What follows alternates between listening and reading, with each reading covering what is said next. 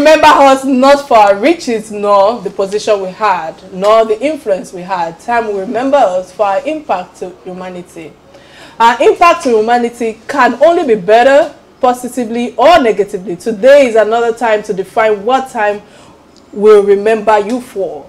For us, here on Real Talk, we choose time to remember our listeners and, of course, all the voices supporting the good works of some people in our society, and also by the same voice condemning the bad works and negativity of some people in our society. Again, welcome to Real Talk with Kike. This is where conversations are real. And of course, I never do this alone because I have my exciting, opinionated co-host.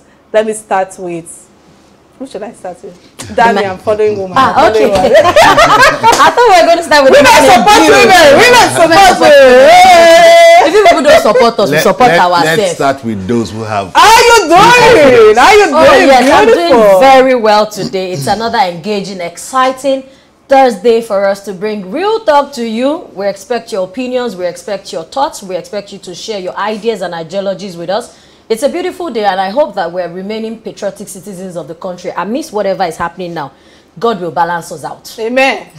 Good one. Okay, my name is Marshall Langston. It's good to be here. Real Talk with Kike. It's a place where conversations are real. We're here again to take you on the path of conversation, to bring you gist all about you and around you. All the facts and all the science. Kike is the pilot of this very show, and I must say, you're looking very beautiful. It means Let me, I'm flipping. She's looking minty. Dami, you're looking very, very, you know, robust, confident. Everything is just in front of me. On this day in history segment, has something to share with us about Nigeria. Let's listen in. We'll be right back. On this day in history, 5th of August, 2004, exactly 17 years ago, the Nigerian police arrested some 30 people in Anambra State after 50 corpses and 20 skulls were discovered in raids on the fetish Okija Shrine. Shrines in Okija, Anambra State were chambers of horror and torture. About 500 victims later told police investigators how they were tortured to confess to crimes they knew nothing about. In turn, the police tightened their noose on the detained priests who were charged with crimes against humanity. One of the victims told the police in Abuja how the shrine operators extorted more than 3 million naira from him if he did not want to die. Many of the priests of Okija Shrine were caught with human parts. Okija Shrine will always be remembered in Nigerian history. On this day in history, it's so unfortunate that all this are happening, but Masha, let me start with you. Well, Okija Shrine was epic, the news when it broke, and several other revelations came with that arrest that was made.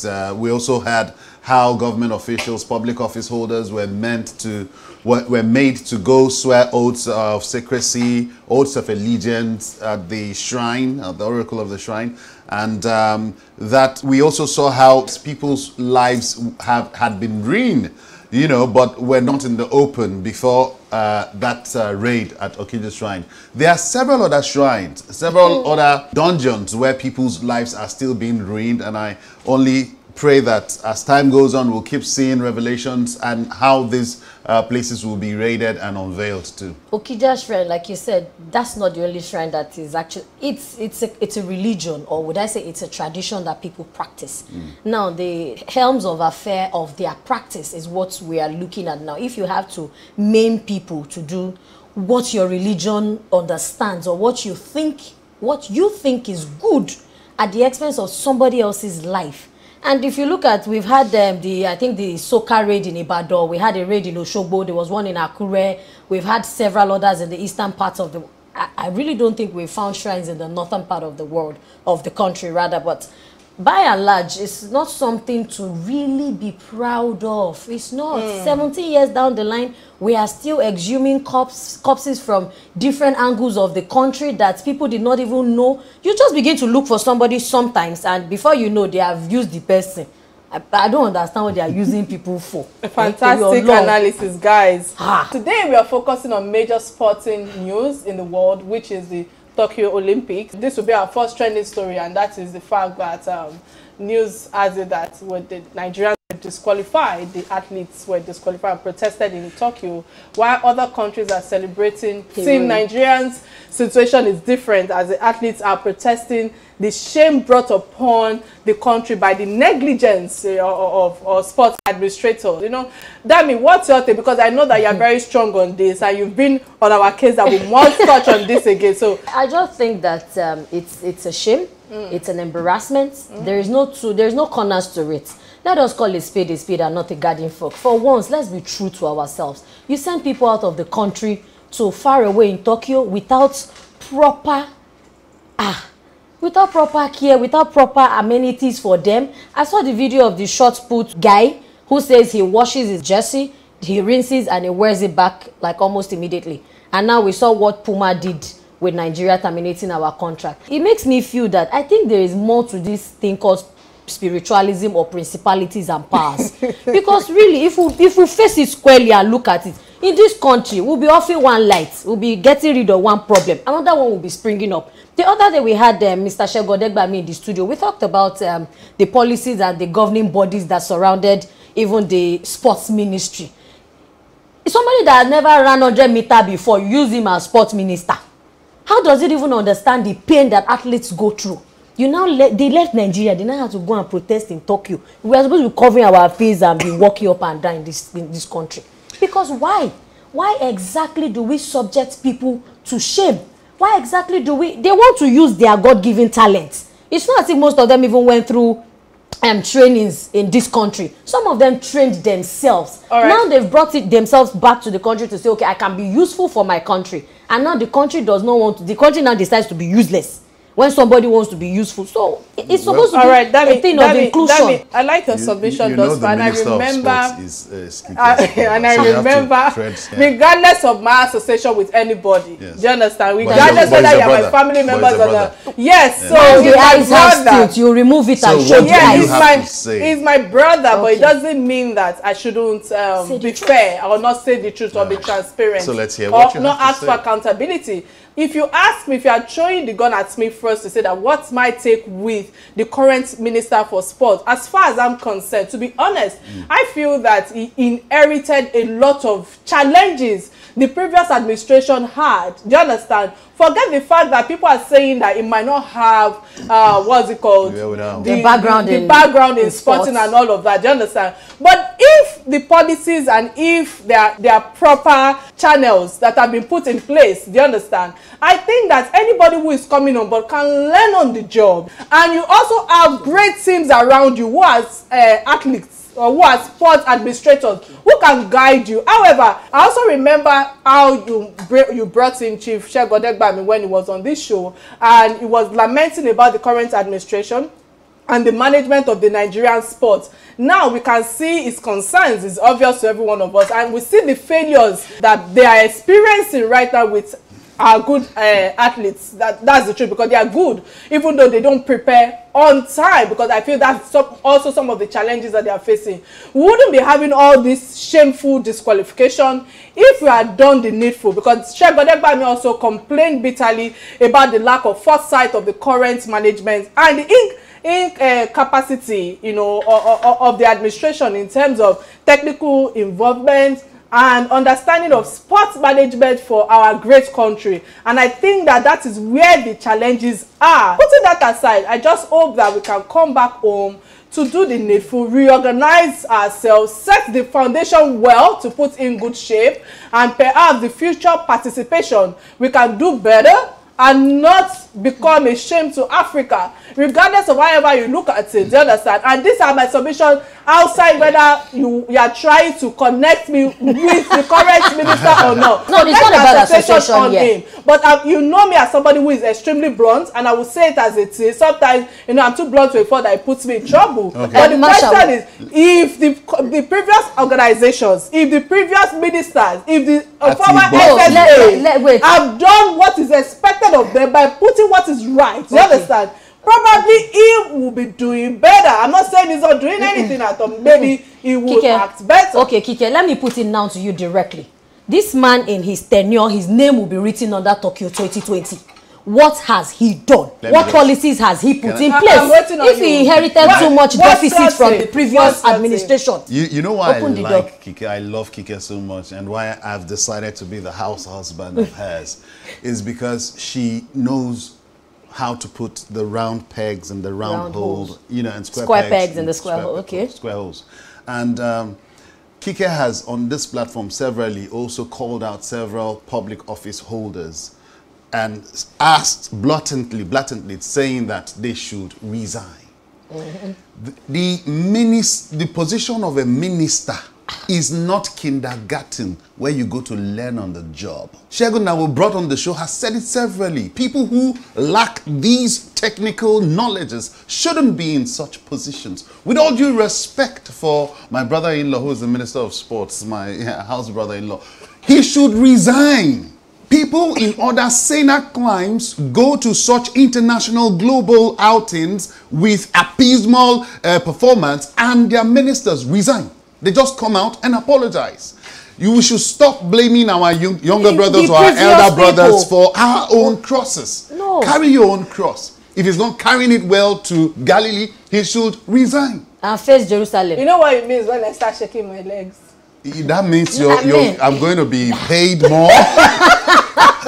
When we are talking about enacting policies or creating policies, okay, now if you are not so acclimatized with the position, agreed. Sometimes maybe man no man. Do you know how much has been budgeted for this? No, let's even go into maybe man no man, or you were dashed the position you were dashed the position based on goodwill or merit. Either ways. But now, at least for every minister, you have the first 10 people around you should be directly involved in that ministry. They should know, they should have a good knowledge of what that ministry stands for. But if you, as the major head, you are faulty. The buck stops where? The neck people too, they are shaking. The buck stops where? On the stable. You know, are you saying that you micromanages? Puma gave us our outfit. We did not take it. We went to source for it locally. Their outfit are wasted. Talking about Puma. Who will wear it? Talking about Puma, I know that Puma's sponsorship with Roa was all over the news, and it was all about pertaining to attendance of Nigerians at the Olympic, which is that of what made Puma withdraw from what's it called? From the contract of $2.7 million sponsorship contract. And you know, it's sad. That was a 4-year deal. But you know what? You were touching on it now, and I think that I should give you the open floor to continue your analysis. Because if we say this sports kits is not a bill, we're not wearing it to party. Definitely, this is the reason why they have brought it. Now, right in our eyes, why did you reject it? Why did you reject it? Why did you pull out? Why you know that you cannot even bring substantial? If we had enough overflowing, of course, we say, Puma, thank you very much. Oh, we are okay in our house. So we have chop and belly food. But now we're even still hungry. The contract is not just to give you outfits, though. It's not just giving you outfit or giving you funds. There would also be a line, a chain of management for that showcasing.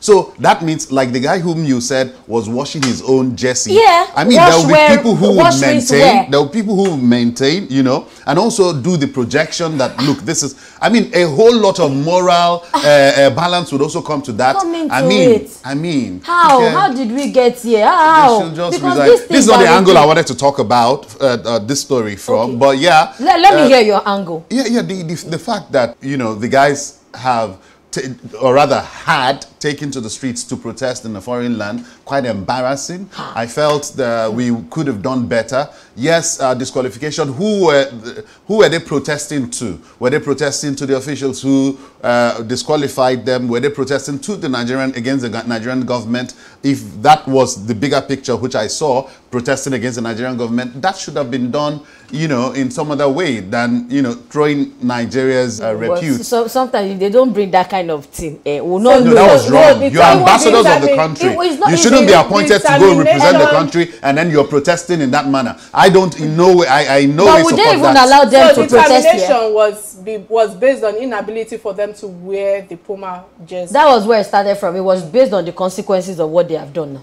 Because if I were the one giving you outfit too, and you did not wear it, and your athletes are complaining that they are suffering, I will withdraw my services now. You don't need me. That's what it spells. So Puma should go to maybe Angola, Congo, countries that need them, that need help. They should go ahead. It clearly shows that Nigerians don't need help. They are not ready to even help us. The other day I was seeing the news on the Desiani property and the jury, and I'm like, okay, what exactly is the problem in this country? Gone. Because somebody needs to ask if we have offended a set of people. Then I think Christendom needs a lot of, or religious bodies need to be channeling their prayers towards another end. Now, these things happen, but we keep going to the church and the mosque. God punish enemy. Okay, God save me from. Who exactly is our enemy? Who did we offend? Somebody has the guts to steal $40 million and put it on jury, and at the same time somebody does not have a job. At the same time somebody cannot afford basic. The basic have stylishly become luxury. Let's call a spade a spade. That was part of our conversation yesterday. Yes, the basic has become luxury. You cannot even feeding. It has become very high. I saw a picture of a man who said, oh, that he actually tested his wife by going to the market, that he thought that she was siphoning him. Because I don't know, maybe you people too, you feel like that, husband in the house. So he went to the market to do some pricing. And he actually called out the men folk. I don't know if you've seen it. I've not seen it. That you people should please increase our daily allowance or monthly allowance, because things are not just the way it used to be. All right, Danny, many thanks for that. I think that for me, I want to come from the angle of when the Punch had reported that the Federal Ministry of Youth and Sports rejected offers for the team of Nigerian athletes, saying that the contract is a subject of criminal investigations. And, well, for me, I just feel that it really shows our lack of organization first, and this harmony at the Athletic Federation of Nigeria, that is the AFN. If little contract that means agreement and satisfaction of terms and conditions between parties can just be broken. I believe that we should be able to do better. Do you understand? I also want to say that there is a leadership problem at the board of the AFN, because that's some of the issues that I have itemized and have aligned, that issues like this ought to have been sorted out long ago, even before they started all these what's it called, the Olympic Games and all of that. Don't forget that the Olympic was built for last year. This has now become a distraction.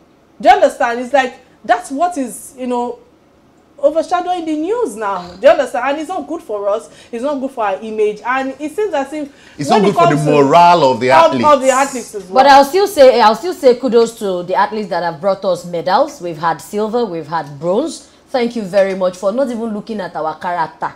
Like my people will say our character might not be good.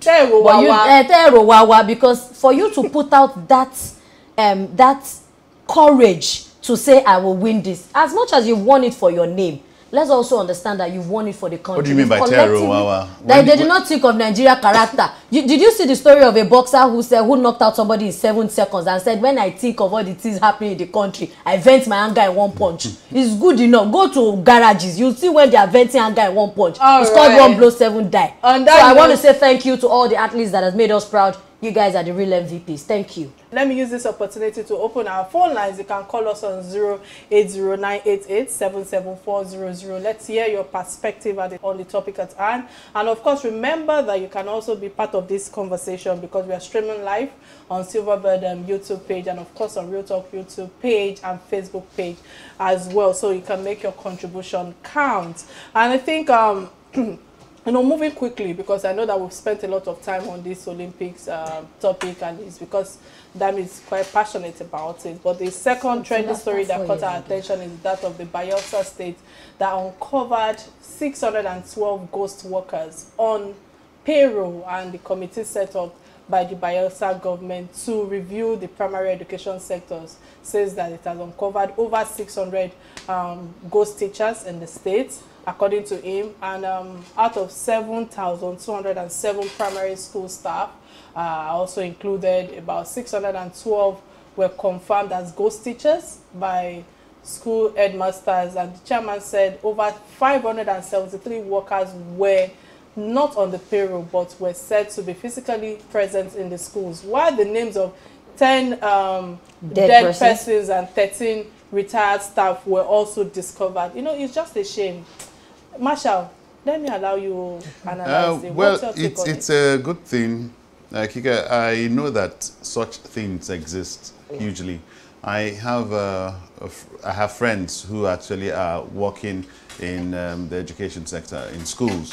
that they are just there for the after now, the retirement package eventually. I know people who get these engagements and go out of their ways to engage people or some other people who would do the jobs for them, just so they get paid. So several illegalities go on in the civil service.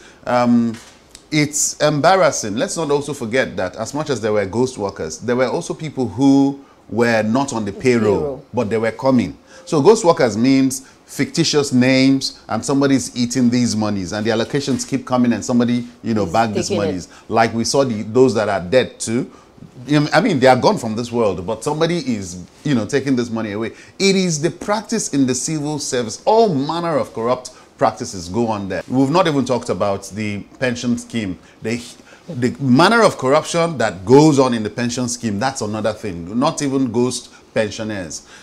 So here, I commend the committee. I commend the governor. I commend the chairman of that committee who did a due diligence and a thorough work on that investigation and came up with this. Several other state governments should, borrow a leaf from this. I'm glad that you touched on that, because it might be happening in Bayelsa right now, but it happens everywhere, and it's a system of corruption. It's a system of corruption, and there must be proper investigation.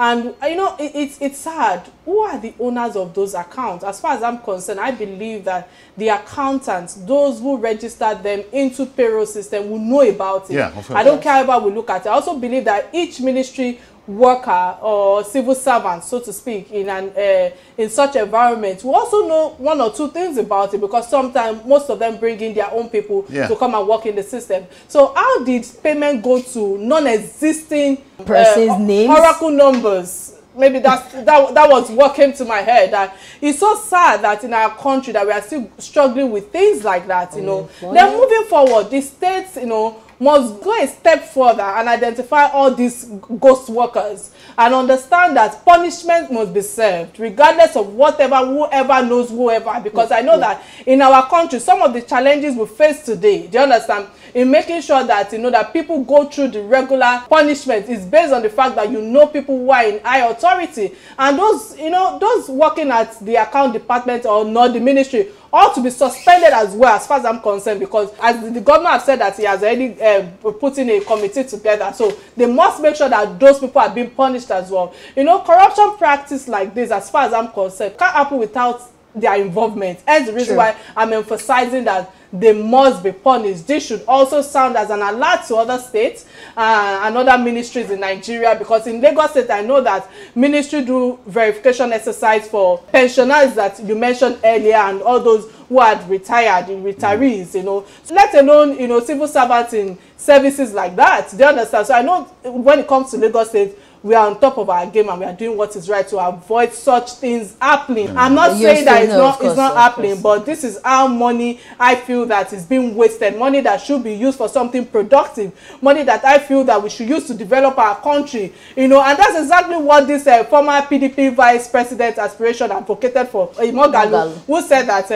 leakages, corruption, extravagance, lifestyle, and all of that, and most of our wealth, do you understand, which is being taken out of the country. However, I also think that the problem of our culture and our system, do you understand, is also the reason why all these wastages and corruption is still ongoing. So I just hope that the change in attitude and more productivity when it comes to opportunity is being given to people, as the reason why they will not be thinking of how to cut corners. Okay, what's your take on this? I was thinking of, if we're so particular about these 612 ghost workers, how about the 573 that are not on the payroll? How do they get paid? Who pays them? Are they working for free? Are they working for free? If they are not on the payroll, it means that how do they survive? A whole 573 persons in this country.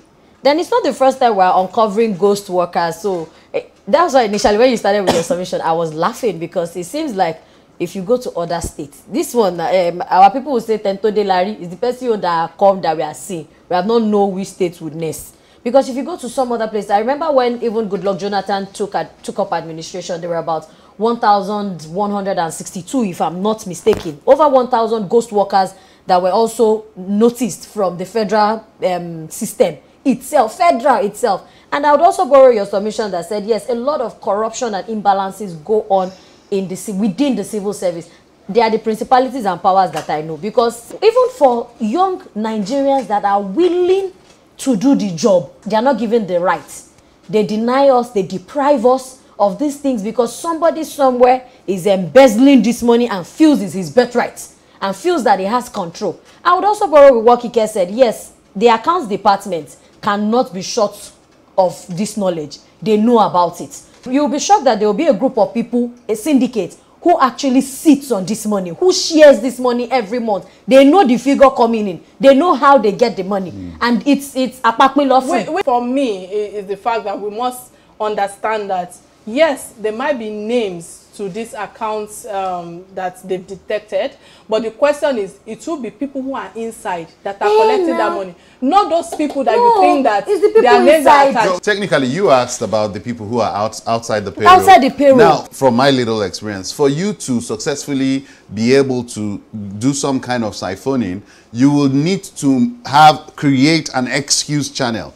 You need to pay these other people who are not on the payroll. So there is an excuse for money has to come in, some money that won't be accounted for. Because why? You pay these people supposedly cash. You pay them by hand. Okay. You understand? That's what they're not on the payroll. We need to pay them. And that's why we're leaving these other people who are not on our staff enrollment list. You know, they are not our staff. We are not paying them, but their monies are coming in. It is from there we're using to pay 500. These other people. Then why not register the 573?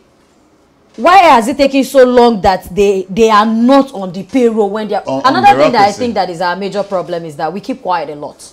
On issues, I know some of these 573 within themselves would have had meetings, concessions, and like, let's talk. Somebody will say, no, if you talk now, they fire also. You see, if you talk, you will die. If you do not talk, still you will die. Everybody, that's the last bus stop of everybody. So why don't we express ourselves? If something is not going wrong, express yourself first. Then let's see the reaction that it will. Why not Kuku talk, Abi? Why not Kuku talk? And die honorably now. Because all of these people must have been stomaching one thing or the other, and they feel that, oh, maybe the person in the helm of affairs or at the top seat is a tiger. Let me put it in that appellation, and they cannot even face the person. Then you begin to suffer in silence. Then you are even paid what is not due. Because this 573, I can bet you that they will not pay them the same salaries with the people on the payroll, because they seem like they are doing them a favor for even being there in the first place. But you are contributing your quota. So it happens concurrently, but it says that we should speak up when we really need to speak up. I've said it and I've said, if you speak, you will die. If you do not speak, you are still going to go. So let's talk. Let's learn to open our mouths and voice out. Third trendy story that caught our attention is that of the soldiers escorting children to school in the northeast over insecurity that is happening there. Some Nigerian soldiers were recently captured on camera escorting northeastern Nigeria, like I said earlier, to school due to the rising cases of insecurity in that area. And the students, we can see it right now, and the students were excited as the security operative walked with them to school, and they could be seen reciting the country, states, and capital as expected, you know. Okay. What's your take, Marshall, when you saw this? Oh, well, it's interesting. It's sad too that we would have to engage the services of these guys who have gone out to fight insurgency. And I keep telling people what these guys are doing is not just about insurgency. It's about restoring life. It's about restoring education. It's about restoring a system. Let me let you know that a report from UNICEF says 1 in every 5 of the world's out-of-school children is in Nigeria. 1 in every 5 of the world's out-of-school children is in Nigeria. Even though primary education is supposed to be officially free and compulsory, about 10.5 million of the country's children aged 5 to 14 years are not in school. So the numbers are rising. Now, this is several years. A report early last year said we had 12 million out-of-school children. It was a little bit sad to see that, and of course, mixed reaction. I was happy to see these children going to school. They were see how excited they are going back to school. We should do more. in this fight against insurgency is beyond the bullets and the bombs and the guns. It's back to morality, back to our orientation. Okay, now I'm thinking that how long will these escorts continue? No, it can't even continue. It can't even be sustained. you get it? That was just the fluke, if you ask me. You know, but I think they just felt the need. It goes to pass a message that look, these children are out of school and they want to get back to school. You know, it goes but that doesn't mean that that's a practice there that you have. For me, I just feel that I'm sure the international community are looking at this and they're just shocked and marvel at how there's no freedom of movement or fundamental human rights have been taken away from us, all because of insecurity and people being able to walk freely in their own country. It's terrible. I don't know however we look at this, and I think that it's a shame. It's a big shame where we have, you know, we have gotten to a place in our country that I feel that, you know, yes, let's thank the soldiers for safeguarding the lives of these young pupils, so to speak. But the question is, personally, for the time being, when the insecurity is still high in our country, I hope that we will be advocating for these people online again. Because there are a lot of things that is ongoing right now that I feel that it really doesn't make sense. And it's putting us on a wrong negativity. That's why I'm asking that. How long do we want to really continue like this? Now, those soldiers, I'm sure, were built for something else. But they took it upon themselves to say, okay, you know what, these children have gathered and they need to cross. It's just like crossing a lion's den. You can't leave them just like that. Sometimes what we always think is there even a school? Okay, look at these children now. Sometimes what we always think is that, oh, we are not directly involved. But my dear, your brothers, uncles, cousins somewhere might be married and have those children. Those children might be your blood. Exactly. And I feel that we keep complaining for the government to spend time on infrastructure, you know, to spend time when it comes to IT, for education. You know, it makes learning easier. Well, if we keep advocating for that. But it will curb the exposure of these children to danger and adoption, as far as I'm concerned, because all of these things that is happening that we are watching again, all these bandits are strategizing on how to go about it in another angle, you know. So I think lack of foresight affects us in Nigeria, and now is the time for us to prepare when it comes to contingencies, for us to come together and think that we need to make more consideration to IT infrastructure. We need to understand that we need to curb all of these things that are happening that is putting us on a negative map outside the country. We also need to understand that we need help when it comes to surveillance to stop insecurity. I think IT virtually helps other sectors to perform properly. But, you know, when it comes to telemedicine, you know, when it comes to tele-education, when it comes to Zoom and the like, safety is paramount, and we should think wisely when it comes to things like that. We can use all of these tools to better all these things I've earlier mentioned, but the question is, how are we using the same to also secure our lives? I like when you said that the international body will be looking at us, and did we seek help? Even when they wanted to help us, are we willing to accept that help? Not because we don't, it feels like when we accept some level of international help, some major secrets will be exposed. Because some people are the ones in this operating sector. They know about it. It passes on their table. They are the ones that passes the verdict. They are the ones that, sometimes when you and I are sleeping, some people are in meetings deciding what happens to the country. So if we think that international bodies are just looking at us and it might be a shame. But those people deciding what happens to the country are people that will refuse to go out and vote. So whoever that are there, the others are the people that will dictate how our lives to be lived. But no, the people that are even going to vote now, voting is another thing. When you vote, how well do we enact the fact that you that has been voted for, you carry out your responsibilities? Because there are no consequences. Somebody steals money. We know what China has enacted in their law, and they have followed it squarely. Even up until the family circle of childbearing. We know how it, if you have more than the children that the government says you should not have, you know what will follow. But there are no consequences because maybe our rule of law is lame. Maybe the person that is supposed to put it together has been bribed, is corrupt. So at the end of the day, they say, oh, they'll just make noise. Might not know better. Might not even know anything. You see what's happening here? That's the angle I view the video from. I mean, it's for like here rightly pointed out, how is the international community seeing us? I tell you the truth, this is just going to be 1 in a million. It's not like the soldiers are there and it's happening every day. Exactly. These children are go they to school going to be watching them inside the classroom? Exactly. Is there even a classroom? I saw a video of a guy shot in Potuskum. He went to his alma mater and he was videoing. He said, "This is my dormitory. This is where I was staying." He was crying. He was virtually in tears. He said, "Look at my school. Look at what it's turned into." I mean, those children are okay. They are singing State and Capital, reciting it, and going to school. And then we see soldiers. It only goes to tell us how bastardized the educational system is. It's not even about, oh, the soldiers, well done, keep doing this. No, they are not doing it. The soldiers are not escorting children to school every day. That's not what they're doing in Sambisa Forest. They're fighting insurgency. So this is 1 in 3 million or 1,000. Now, when they get to school, is there even a school? Is there an infrastructure? Is there a system that would cater for these children? Is there a curriculum? This is just the X-ray or the mirror of how bastardized the educational system has been. How much has been budgeted for education in the last budget?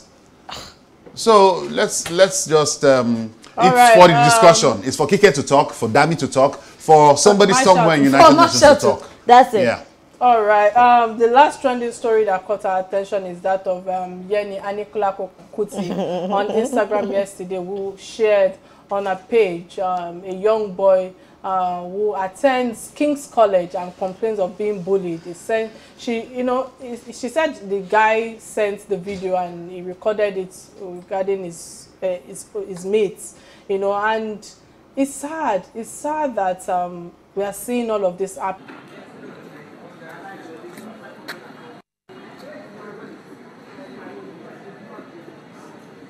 What the video? You say what? I'm telling you, stop video.